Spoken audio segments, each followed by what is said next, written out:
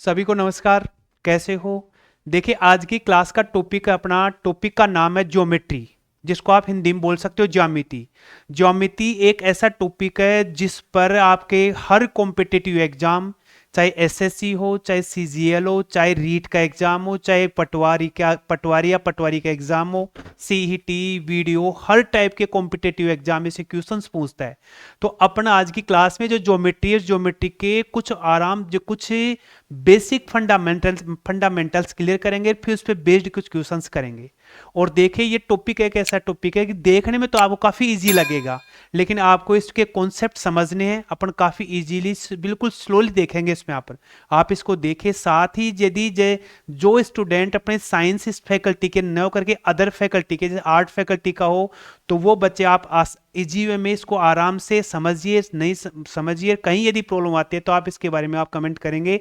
तो देखिए, सबसे पहले लिखा है इसमें क्या, कि यहां पर दे रखा है कि जो ज्योमेट्री है अपना, इस ज्योमेट्री में टॉपिक लेंगे अपन सबसे पहले क्या, कि टॉपिक होगा। जैसे पहला टॉपिक तो अपना क्या होगा, एक तो लाइन, जिसको आप रेखा रेखा व कोण बोल सकते हो। एक तो ये पहला टॉपिक हो जिसको आप बोल सकते हो क्या, लाइन एंड एंगल बोल सकते हो भी, एंगल। एक तो पहला टॉपिक तो ये लेंगे ज्योमेट्री में। दूसरा टॉपिक अपना होगा क्या, होगा त्रिभुज होगा भी, त्रिभुज। ठीक है। और इस तीसरा जो टॉपिक होगा, इस टॉपिक में क्या करेंगे, जो त्रिभुज के जो पार्ट है, प्रकार है ना, उन प्रकार के ऊपर अपन आगे के बारे में डिस्कस करेंगे। तो जो आज की क्लास है, इस क्लास में केवल और केवल क्या करेंगे अपन, यहां पर सबसे पहले रेखा, और उस रेखा के बाद में जो कोण है, जो एंगल्स है ना, इनके बारे में अपन डिस्कस करेंगे। तो देखिए, इसमें जो पहला टॉपिक है, इस टॉपिक का देखिए, इसमें दे रखा है कि रेखा। देखिए, रेखा में क्या करते हैं। देखिए, सबसे पहले मैं बोलूं कि यहां पर ये जो एक लाइन है से खींच दी भी यहां पर। ठीक है। इस लाइन के यहां पर जैसे मान लीजिए कि यहां मैंने पॉइंट ले लिया, ए बी ले लिया, और इधर लगा दिया मैंने, ए लगा दिया अभी यहां पर। और यहां पर ये जो तीर के जो टाइप का जो चिन्ह है ना, ऐसा है दोनों तरफ हो। इसका अर्थ ये होगा, समझना। देखिए, छोटी छोटी बातें आपको समझनी है, मैं आपको बिल्कुल स्लोली, धीरे धीरे, आराम से समझेंगे। आप थोड़ा सा कंसंट्रेट होकर देखिए इसको।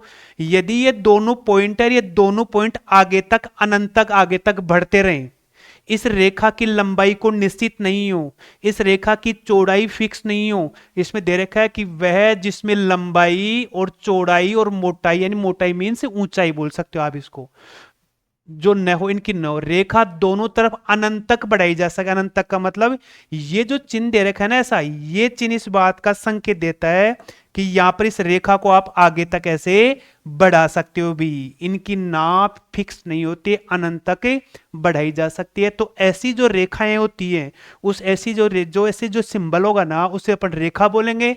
और इस रेखा को रिप्रेजेंट कैसे किया जाता है, ऐसे लिख करके दोनों तरफ ऐसे यूं लगाया जाता है भी यहां पर।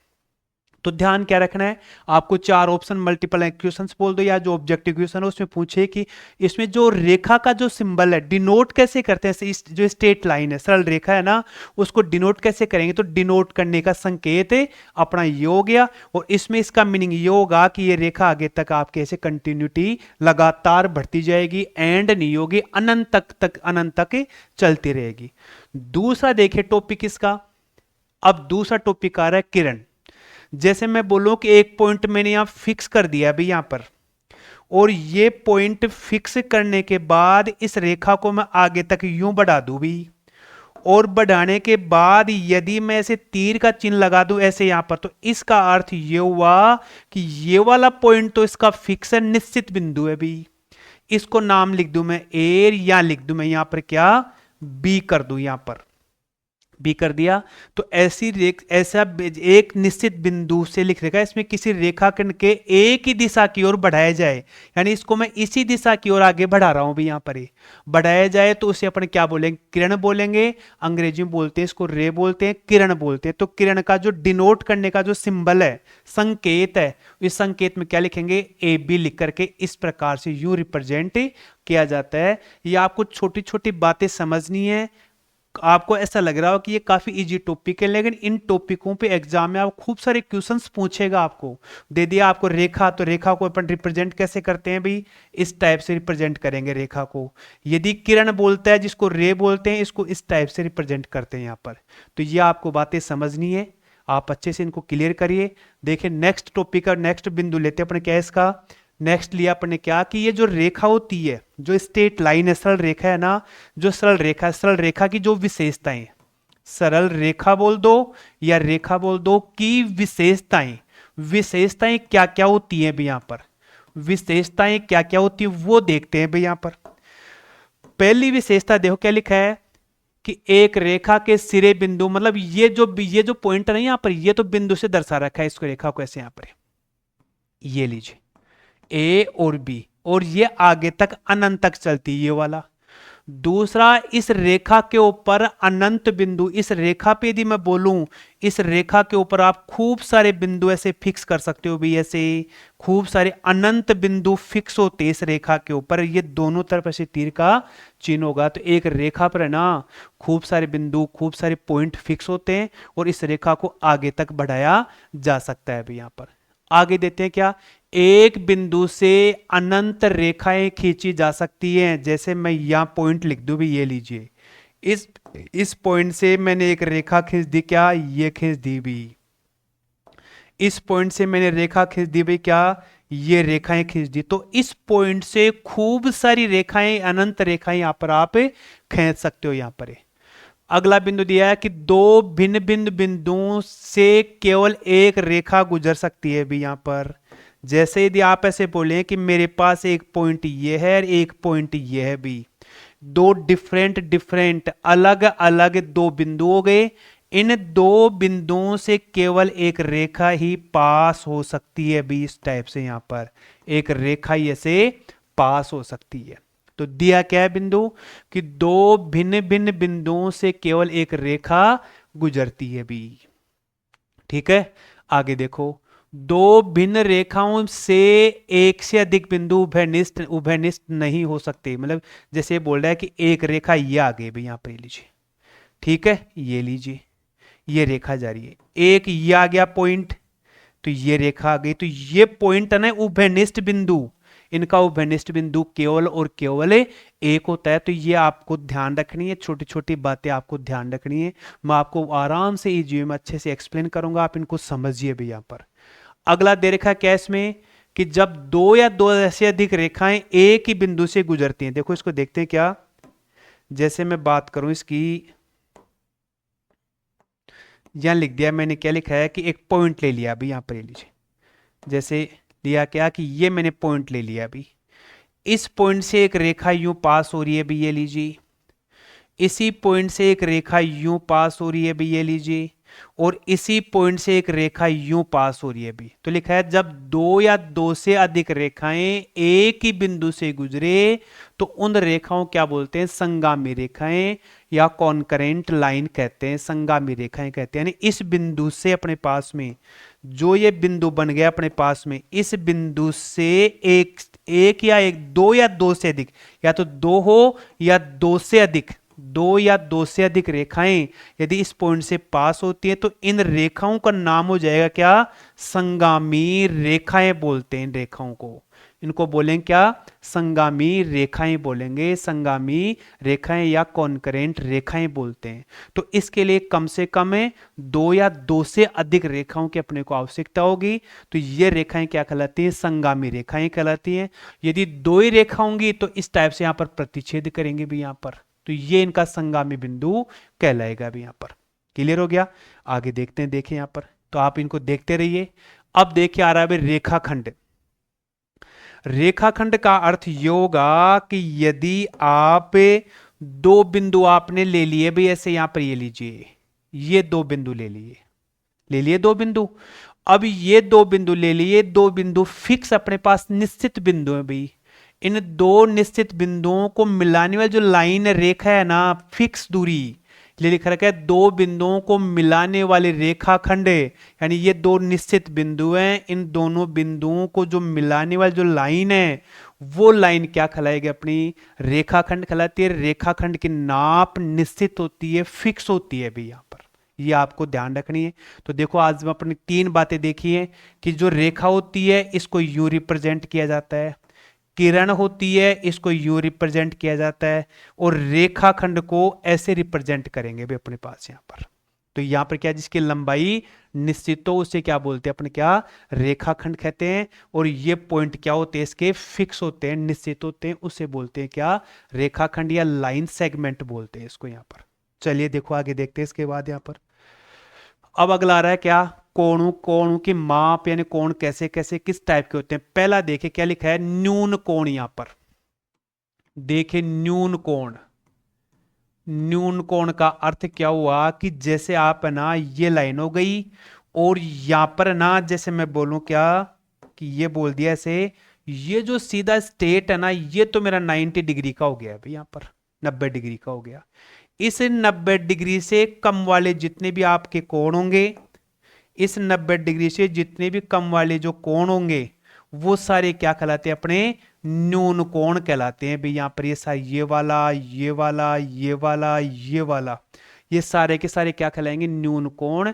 और न्यून कोण की जो माप होती है ना, वो जो इसको अपन इस कोण को जैसे बोल दी, क्या बोल सकते, किसी भी कोण, जैसे ये एक्स हो गया, ये वाई वाला, ये जेड वाला, ये पी, ये भी ऐसे कोण हो गए।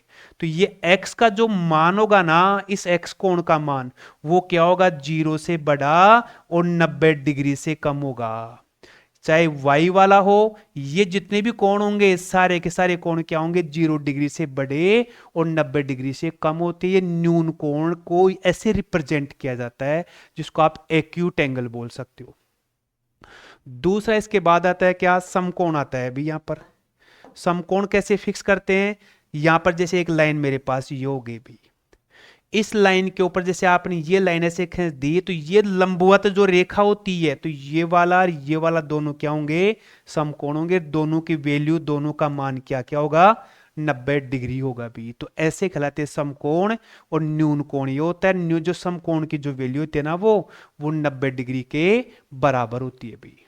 अगला आ रहा है क्या, अपना आ रहा है अधिक कोण, जिसको ऑब्ट्यूज एंगल बोलते हो। अधिक कोण का अर्थ क्या हुआ कि जैसे आपने एक लाइन ये खींच दी, ये मेरी क्या हो गई भाई, 90 डिग्री की स्ट्रेट लाइन हो गई।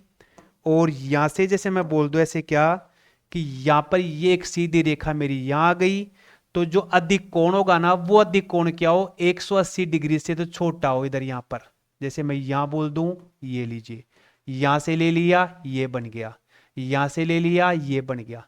180 डिग्री से छोटा और 0 डिग्री से बड़ा होगा ये कोण पूरा, ये पूरा कोण क्या होगा अपना, अधिक कोण कहलाएगा। तो क्या लिखा है, 90 डिग्री से अधिक परंतु 180 डिग्री से कम के कोण को, ये यहां से यहां तक का तो 90 डिग्री का कोण कहलाएगा भी। यहां पर ये उल्टा बोल दिया मैंने थोड़ा सा। और ये जो 90 डिग्री से बड़ा और 180 डिग्री से छोटा होगा, तो जो ये कोण बन रहे हैं, जैसे इसको x बोल दिया, तो 90 डिग्री से तो बड़ा होगा और 180 डिग्री से कम के कोण को क्या बोलते हैं अपने, अधिक कोण बोलते हैं भाई। कि ठीक है, ये छोटी छोटी बातें देखिए, रीट का एग्जाम हो, सीईटी का हो, जितने भी कॉम्पिटिटिव एग्जाम है, इन पर क्वेश्चंस पूछता है वो। कई बार ऐसे क्वेश्चंस दिखने में तो इजी लगते हैं, लेकिन ऐसे क्वेश्चंस है ना, ये गलत हो जाते हैं अपने से यहाँ से। तो देखिए अगला क्या बन गया अपना, अधिक कोण जो 90 से बड़ा और 180 से कम हो। सरल कोण देखिए, 180 डिग्री के कोण को, जो सीधी स्ट्रेट रेखा होती है ऐसे यहाँ पर ये आ गया, तो ये मेरा पूरा क्या हो गया, 180 डिग्री का, जिसे अपन क्या बोलते हैं, सरल कोण के नाम से भी इसको बोलते हैं भाई, सरल कोण भी बोलते हैं उसको यहाँ पर। अगला देखते हैं, देखिए यहाँ पर अगला कौन सा रहा, वृहत कोण या प्रतिवर्ती कोण, रिफ्लेक्स एंगल भी बोलते हैं इसको। उसमें क्या होगा, रिफ्लेक्स एंगल। जैसे मैं बात करूं कि मेरे पास एक लाइन ये आगे भी, और ये लाइन आने के बाद में जैसे आपने यहां इसको एक थोड़ा सा इसको रेज करो, जगह थोड़ी सी कम हो रही है, या जैसे लिख दिया अपन ने क्या, कि ये तो अपना बने गया, ये पूरा कोण सीधा कोण कितने का होगा, 180 डिग्री का होगा भी यहां पर। क्लियर हो गया।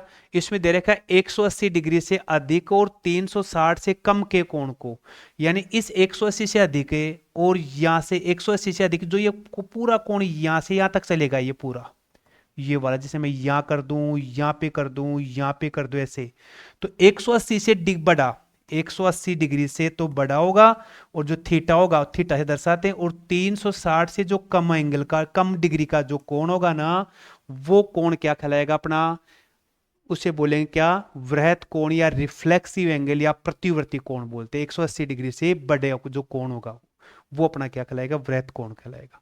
पूर्ण कोण का अर्थ ये होगा कि आप जैसे यहां बना देंगे पूरा 360 डिग्री का कोण बन जाए, उसको मैं क्या बोलूंगा, 360 डिग्री कोण को क्या बोलेंगे, पूर्ण कोण बोलते हैं भाई। अब आती है बात क्या, पूरक कोण की।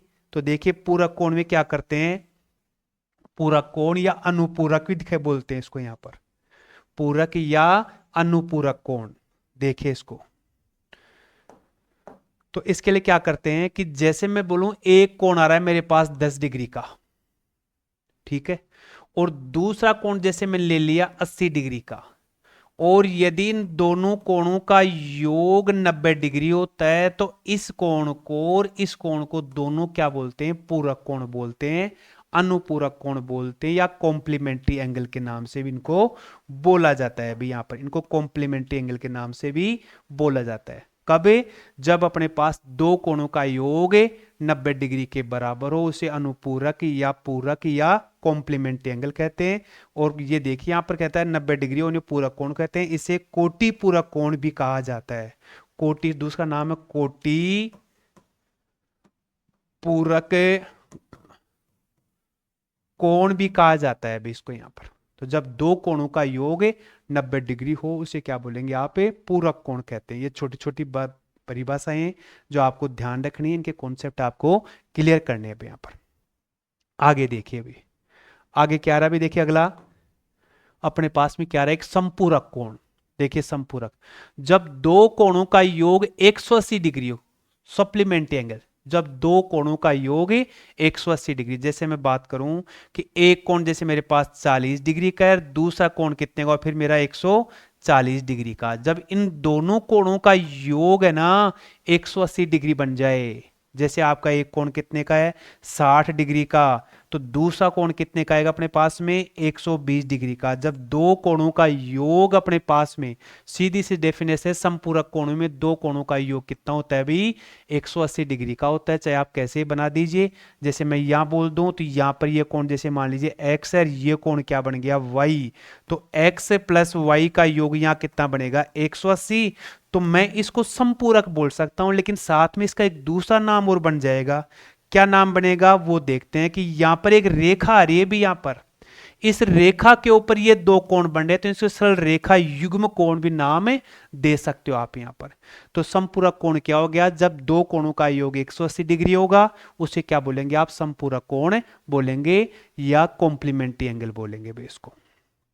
देखिए नेक्स्ट, शीर्षाभिमुख कोण। देखिए शीर्षाभिमुख कोण में क्या करते हैं, जैसे आपके पास एक लाइन ये जा रही है भी, ठीक है, दूसरी रेखा मेरे पास ये बन गई भाई, यहां पर ये लीजिए बन गई दूसरी रेखा, ठीक है। यहां पर मैं लिख दूं पहला कोण 1, ये वाला दूसरा कोण 2, और यहां लिख दिया मैंने क्या, कोण 3, और यहां लिख दिया मैंने कोण कितना 4 लिख दिया, ठीक है।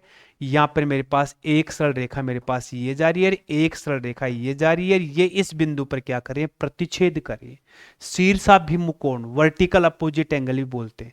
तो शीर्षाभिमुख कोण में क्या होंगे, जब दो रेखाएं एक दूसरे को किसी बिंदु पे प्रतिच्छेद करती है, तो प्रतिच्छेद करती है तो जो अपोजिट एंगल अपने पास में ये वाला और ये दोनों क्या कहलाएंगे, शीर्षाभिमुख कोण कहलाएंगे। ये वाला और ये वाला क्या कहलाएगा, शीर्षाभिमुख कोण कहलाएगा। वर्टिकल अपोजिट एंगल बोलते हैं, शीर्षाभिमुख कोण होते हैं। और शीर्षाभिमुख कोण क्या होते हैं, आपस में बराबर होते हैं। ध्यान, इसका शीर्षाभिमुख कोण ये वाला, तो एंगल 1 किसके बराबर होगा, 2 के, और कोण 3 किसके बराबर होगा, 4 के। तो ये अपने पास में क्या है, ये वाले जो कोण है ये सारे शीर्षाभिमुख कोण है। इसमें एंगल 1 किसके बराबर होगा, 2 के होगा, और एंगल 3 किसके बराबर होगा, 4 का। तो कौन से मेथड से, कौन सी डेफिनेशन का हम यूज करेंगे कि शीर्षाभिमुख कोण, जब दो तिर्यक रेखाएं एक दूसरे को प्रतिच्छेद करें या छेदन बिंदु पर विपरीत बने कोण शीर्षाभिमुख कोण कहलाते हैं। और शीर्षाभिमुख कोण क्या होते हैं, हमेशा बराबर होते हैं। ये दोनों छेदन रेखाएं होगी, प्रतिच्छेदी रेखाएं हो गई, रेखा और प्रतिच्छेदी। ये तो एक रेखा हो गई भी ऐसे यहां पर, ठीक है, इसे मैं ए बी नाम दे सकता हूं, ए और बी यहां पर, ठीक है, ये तो होगी। और एक होती है प्रतिच्छेदी रेखाएं, रेखाएं भी ऐसी जो आगे अनंत तक बढ़े, रेखाएं भी ऐसी जो आगे तक बढ़े यहां पर, लेकिन वो एक दूसरे को प्रतिच्छेद कर रही है भी, तो इन्हें बोलते हैं प्रतिच्छेदी रेखाएं बोलते हैं। और जब दो प्रतिच्छेदी रेखाएं एक दूसरे काटते हैं तो ये वाला और ये वाला कोण बराबर होगा, जिसे आप बोलेंगे शीर्षाभिमुख कोण। ये वाला और ये वाला कोण बराबर होगा, जिसे आप बोलेंगे शीर्षाभिमुख कोण बोलते हैं भाई। देखिए नेक्स्ट देखते हैं इसके बाद क्या, नेक्स्ट इसके बाद में क्या आएगा अपने पास, देखिए इससे पहले पढ़ लेते हैं क्या, समांतर रेखाएं, समांतर रेखाएं, समांतर रेखाएं और तिर्यक रेखाएं। देखिए समांतर रेखाएं या तिर्यक रेखाएं क्या होती हैं, देखते हैं इसके बारे में। देखो देखिए इसके बारे में क्या दिया है, समांतर रेखा या तिर्यक रेखाएं। तो इसमें क्या दिया है, देखिए समांतर रेखा में जैसे मैं लिखूं यहां पर एक रेखा भाई मैंने ऐसे खींच दी भाई, यहां पर एक सरल रेखा ये बन गई भी यहां पर, ठीक है। और दूसरी सरल रेखा मैं यहां पे खींच दूं भी यहां पर, ये लीजिए, ठीक है। इसको मैं एल बोल दूं, इसको एम बोल दूं। जब दो रेखाओं के बीच की लंबवत दूरी, ऐसे लंबवत दूरी, ये दूरी बराबर होती है तो उन्हें मैं क्या बोलूंगा, समांतर रेखाएं बोलता हूं। यहां पर समांतर रेखाएं कहा जाएगा या समांतर रेखा, जब दो रेखाओं के बीच की लंबवत दूरी, दूरी तो एक ऐसे भी होती है भी यहां पर, ये लीजिए ये लंबवत दूरी नहीं कहलाती है भी। तो जब दो रेखाओं के बीच की लंबवत दूरी, लंबवत जो दूरी अपने पास में बीच की जो डिस्टेंस है, ये डिस्टेंस हर पॉइंट के ऊपर, यानी आपने क्या कर लिया, यहां पर से खूब सारे पॉइंट लगा दी। दूसरी रेखा आपने जैसे ये ले लीजिए भाई, क्या यहां पर ये पॉइंट, इन रेखाओं के ऊपर अनंत बिंदु होते हैं, खूब सारे पॉइंट होते हैं, अनंत बिंदु फिक्स किए जा सकते हैं। तो दो बिंदुओं की जो बीच की दूरी है ना, यहां पर ये दूरी, ये वाली दूरियां आपस में इक्वल हो, समान हो, तो उन रेखाओं क्या बोलते हैं, समांतर रेखाएं बोलते हैं।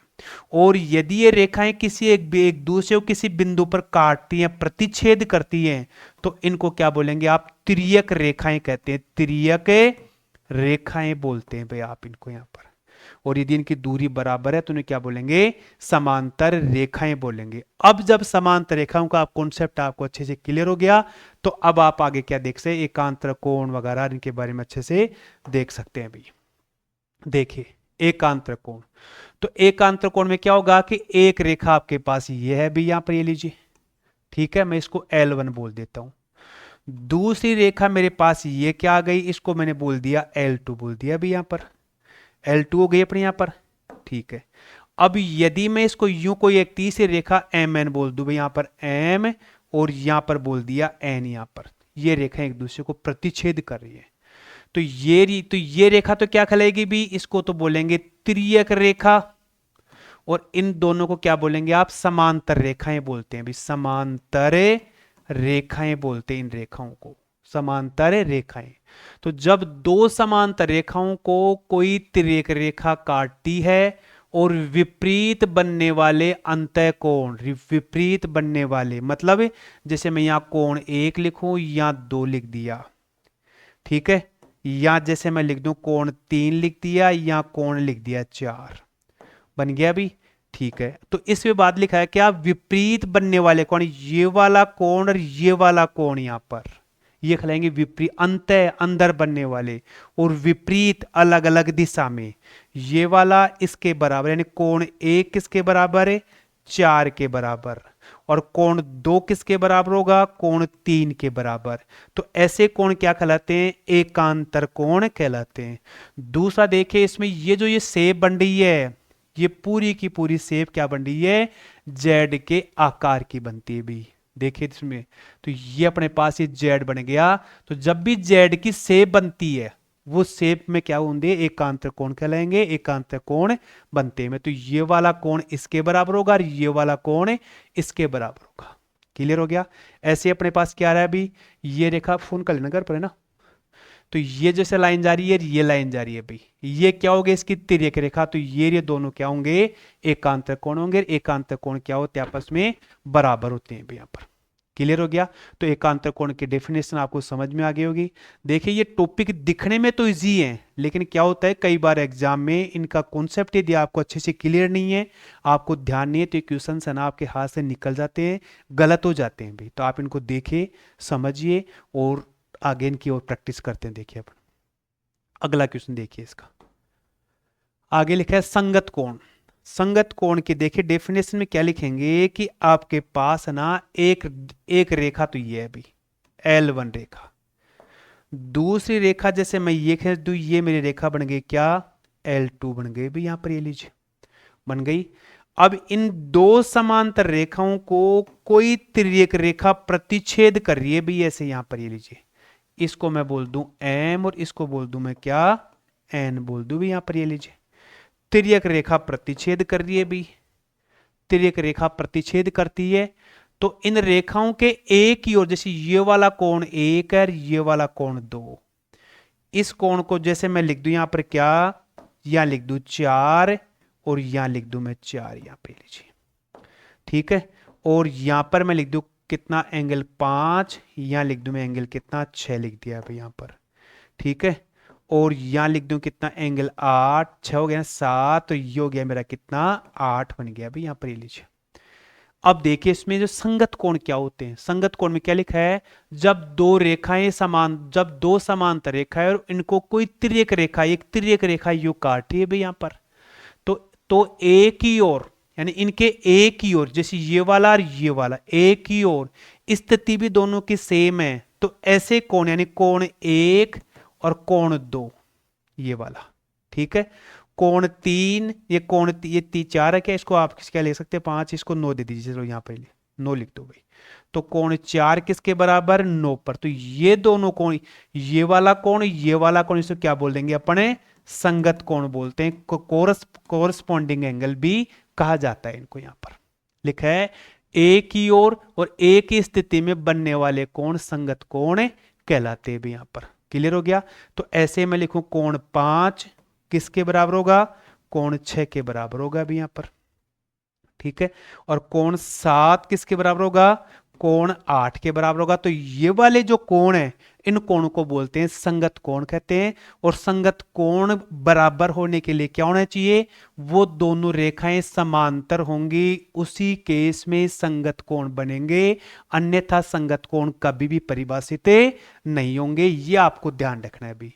तो इसमें ये वाला कोण इसके बराबर होगा, ये वाला इसके बराबर होगा, ये वाला इसके बराबर, ये वाला इसके बराबर होगा। तो ये सारे कोण क्या कहलाएंगे, संगत कोण कहलाते हैं यहां पर। नेक्स्ट देखिए, रेखा सरल रेखा युग्म। देखिए इजी सा क्वेश्चन है, सरल रेखा युग्म क्या, एक मेरे पास एक सरल रेखा दे रखी है भी, इस सरल रेखा पर एक मैंने कोई तिर्यक रेखा ऐसे खींच दी भाई यहां पर, ये लीजिए हो गई, ये मेरे पास ए, यहां पर बी, यहां पर मेरा क्या आ गया, सी आ गया। तो ये कोण जैसे मैं x बोल दूं, इस कोण को y बोल दूं, तो x प्लस y का योग कितना होगा, 180 डिग्री होगा भी यहां पर।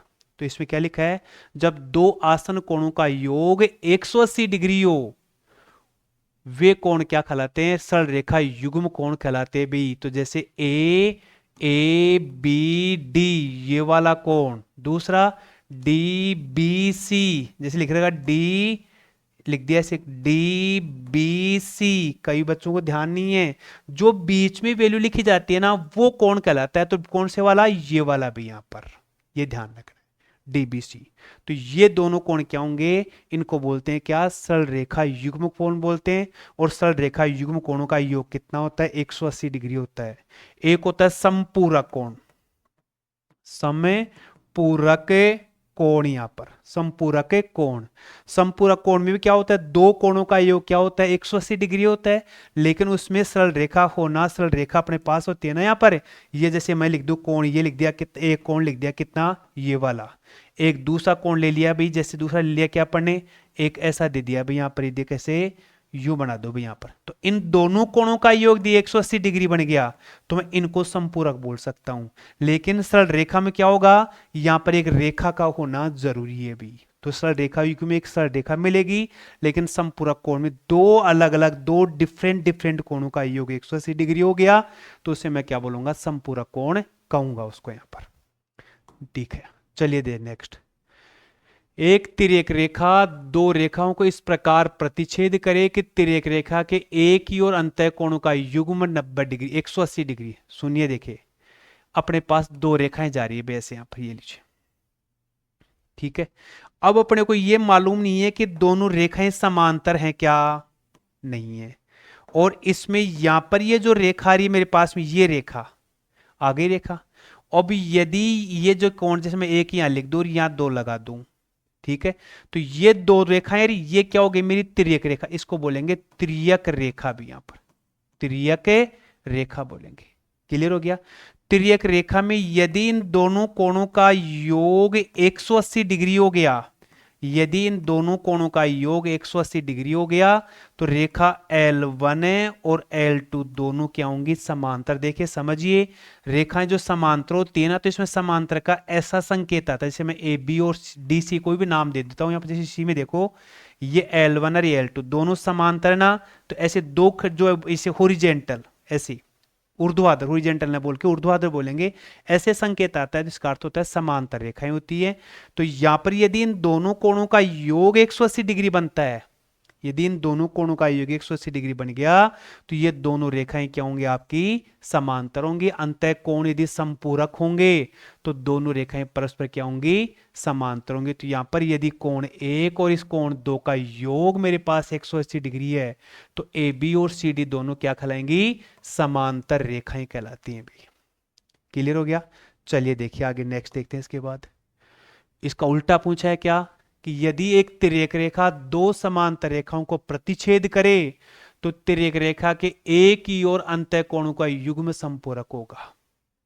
कैसे, इसके जस्ट अपोजिट, यहां पर ये वाली रेखा L1 और L2, ये दोनों क्या है भाई, समांतर रेखाएं भी। एक तिर्यक रेखा यूं काट दी भाई आपकी MN, ये लीजिए MN हो गई। ये दोनों रेखाएं समांतर हैं, ये उल्टा बोला है उसका। यदि ये दोनों रेखाएं समांतर है, तो इनका ये जो अंतः युग्म कोण है, इन कोणों का योग हमेशा क्या होगा, 180 डिग्री होगा। ये आपको ध्यान रखना है भाई। उल्टा, यदि आपके पास दो रेखाएं, एक त्रिरेखा यूं काटती है, काटने पर यदि ये दोनों कोणों का योग 180 डिग्री है, तो ये दोनों क्या होंगी, समांतर होंगी। ये दो 180 हो गया तो समांतर होंगी। उल्टा करो, यदि ये दोनों समांतर हैं, तो इन कोणों का योग कितना होगा, 180 डिग्री होगा। ये बातें आपको ध्यान रखनी है भाई। चलिए नेक्स्ट देखते हैं इसका क्या दिया। देखो, संगामी बिंदु, तीन या तीन से अधिक रेखाएं जब किसी एक बिंदु से गुजरती हैं, ये लीजिए भी। देखिए पहले पॉइंट आ गया था संगामी, पहली रेखा, ये मेरी दूसरी रेखा हो गई भी L2, ये मेरी तीसरी रेखा हो गई L3। तो तीन या तीन से अधिक रेखाएं किसी एक बिंदु से गुजरती हैं, पास होती हैं, गुजरती हैं, तो इन रेखाओं क्या बोलते हैं भाई, संगामी रेखाएं कहते हैं उनको, संगामी रेखाएं।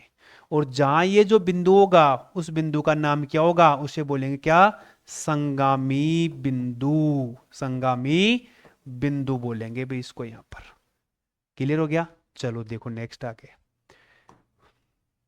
देखिए, एक दो क्वेश्चंस की प्रैक्टिस करते हैं। दिए गए चित्र बी ओ सी, ये वाला कोण, इस x का मान बताना भी आपको यहां पर।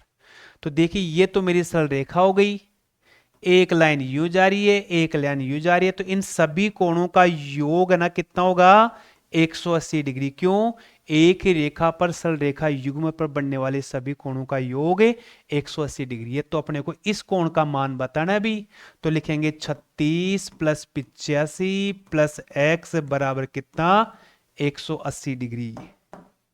180 डिग्री होगा सरल रेखा युग्म कोण, सरल रेखा युग्म कोण बोलते हैं भाई इसको यहां पर। ठीक है, कितने बन गए, एक, 6 और 5 11, 11 121 प्लस x बराबर 180। x का मान निकालना है, तो 180 में 121 माइनस कर दो। 10 में से 1 गया तो 9 बच गया, 7 में से 2 गया तो 5 बच गया भाई। 59 डिग्री, 59 डिग्री। तो ऑप्शन अपना कौन सा आ गया, option number D right answer हो गया। तो इस प्रकार से आपको इन कॉन्सेप्ट आपको ध्यान रखने हैं भाई। चलिए नेक्स्ट देखिए, संरेख, जैसे मैं बोलूं एक ये पॉइंट है, एक ये पॉइंट है, एक ये पॉइंट है, इन तीनों पॉइंटों से एक लाइन गुजरती है भी ऐसे, इन तीनों पॉइंटों से एक लाइन गुजरती है, ये वाला ऐसे एक लाइन पास हो रही है। यदि तीनों बिंदुओं से एक लाइन गुजर रही है तो ये तीनों बिंदु क्या कहलाएंगे? संरेख कहलाते हैं। संरेख या कोलिनियर बोलते हैं भी इसको, यहां पर संरेख या कोलिनियर कहते हैं ऐसे। ठीक है। और जैसे मैं मान लूं एक पॉइंट यहां ले लिया, एक पॉइंट यहां ले लिया और एक पॉइंट यहां ले लिया, अभी यहां पर ले लिया। अब इनमें से ये दो पॉइंट तो संरेख हो सकते हैं, लेकिन तीसरा पॉइंट मेरा संरेख नहीं है भी। तो ऐसी स्थिति में ये वाले तीनों पॉइंट क्या हो गए? असंरेख बिंदु हो गए भी, यहां पर असंरेख बिंदु हो गए। यदि एक ही रेखा पर स्थित नहीं है तो इसे क्या बोलेंगे? असंरेख बिंदु कहा जाता है भी आप। ठीक है। नेक्स्ट देखिए, ये आपको डायग्राम दे रखा है, इसमें इस एक्स वाले एंगल की वैल्यू बता। देखो ये थोड़ा सा मिसप्रिंट हो गया अभी। कैसे मिसप्रिंट? देखिए थोड़ा सा गलत लिख दिया कि एक रेखा पर कोणों का योग कितना होता है भाई? 180 डिग्री होता है। ये कोण कितने डिग्री का? 115 डिग्री का। ये वाला 115 का, तो ये कितने का आएगा? तो 115 प्लस एक्स बराबर 180, एक्स बराबर 180 माइनस 115, यहाँ 5 7 में 65 डिग्री, यहाँ प्रिंटिंग मिस्टेक है, 65 डिग्री का कोण होगा भी यहाँ पर ये वाला। ठीक है। तो अपने को क्या पूछा? इस x का मान बताना है भी यहाँ पर। तो ये जो आ रहे हैं कोण अपने पास में, ये वाला, इसको देखिए वापस, आपको दोबारा देखिए, ये वाला और ये दोनों क्या हो गए? शीर्षाभिमुख कोण। शीर्षाभिमुख कोण, तो शीर्षाभिमुख कोण क्या होते हैं? आपस में बराबर होते हैं। तो ये कोण 65 का, तो ये भी कितने का होगा? 65 का। ये भी क्या बन गया फिर अपने पास? एकांतर कोण। ये 65 का, ये प्रिंटिंग मिस्टेक है, यहाँ 65 आएगा यहाँ पर। ठीक है, क्लियर हो गया। चलिए नेक्स्ट देखते हैं आगे। इसके बाद यहाँ पर अगला क्वेश्चन देखिए, इसमें देखिए, देखिए ये कोण कितने डिग्री का होगा? 60 डिग्री। क्यों होगा? कि आपके पास यहाँ जेड शेप बन रही है भी ऐसी, और जब भी आपके पास जेड शेप होगी तो वो कहलाते हैं क्या? एकांतर कोण। तो राइट आंसर क्या हो जाएगा इसका? 60 डिग्री, 60 डिग्री बन जाएगा भाई। क्लियर हो गया। देखिए अब यहां पर इस चित्र में देखिए, ये वाला कोण क्या कहलाएंगे? शीर्षाभिमुख कोण। तो ये कोण कितने का? 40 डिग्री का।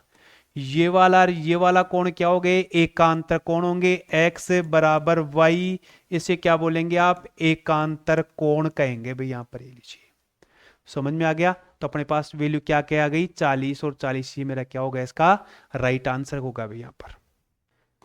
ठीक है। तो यहां